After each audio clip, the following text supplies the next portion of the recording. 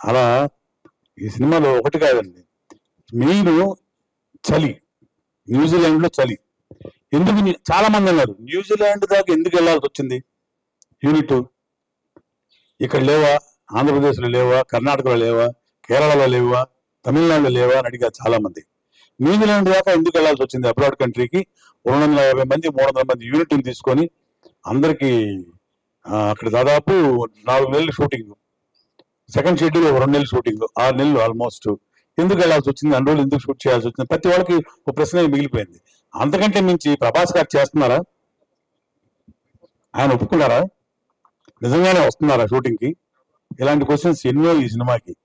కానీ ఇందాక తను చెప్పినట్టు ఈ సినిమాకి ఒక్కరే ఒక్కరు, that is doctor Mohan Babu గారు.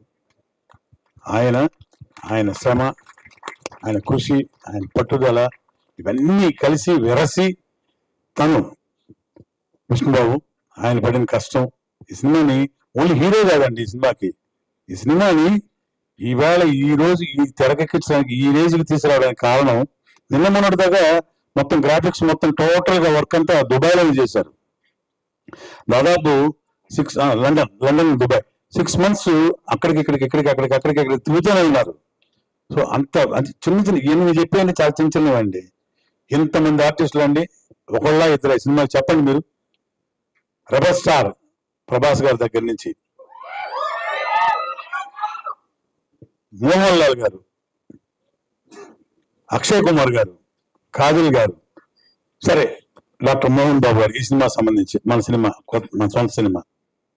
ఇక ముఖేష్ ఋషి గారు, దేవరాజు గారు, బ్రహ్మాజీ గారు, కౌశల్ గారు, నేను, మొత్తం అందరూ, ఇక లేడీస్ మొత్తం ఎంతమంది అండి, ఒకళ్ళ ఇద్దర ఇంతమంది ఆర్టిస్టులు, పెద్ద ఆర్టిస్టులు డిఫరెంట్ స్టేట్స్ నుంచి న్యూజిలాండ్ తీసుకొచ్చి అక్కడ ఆ చలిలో ప్రతిరోజు 5:30కి ఏకుజాను లేచి ప్రతి ఒక్కళ్ళు మేకప్ వేసుకొని చూశారు కదా గెటప్లు.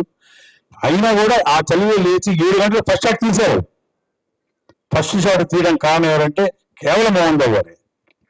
ఆయన మీద అభిమానం కావచ్చు, భయం కావచ్చు, గౌరవం కావచ్చు, అంత కష్టపడింది. మొత్తం మీరు చెప్పేస్తే మాకు చెప్పండి ఏముండదు. ఇంకా మేము వెళ్తాం, వెళ్ళండి ఆయనతో మాట్లాడాలి. అలాగే మన తెలుగు డైరెక్టర్ గారు కాదు, అయినా కూడా ఈ సినిమాని భక్త కన్నప్ప సినిమాని ఒక రేంజ్ లో తీసుకురావడానికి కారణం డైరెక్టర్ ముఖేష్ గారు. పడి ఒక్కొక్కరు కాదు సార్, దీనిలో టెక్నీషియన్స్, ఆర్టిస్టులు మొత్తం కూడా. ఇక నేను మళ్ళీ మొత్తం చెప్పానంటే ఇంకా నాకేమీ బాగాలేదు అంటాడు. మొత్తం అవగొట్టేసాం. So anyway, I wish you very much.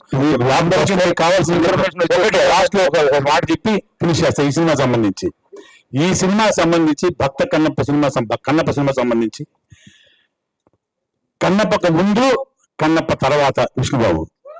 That's all.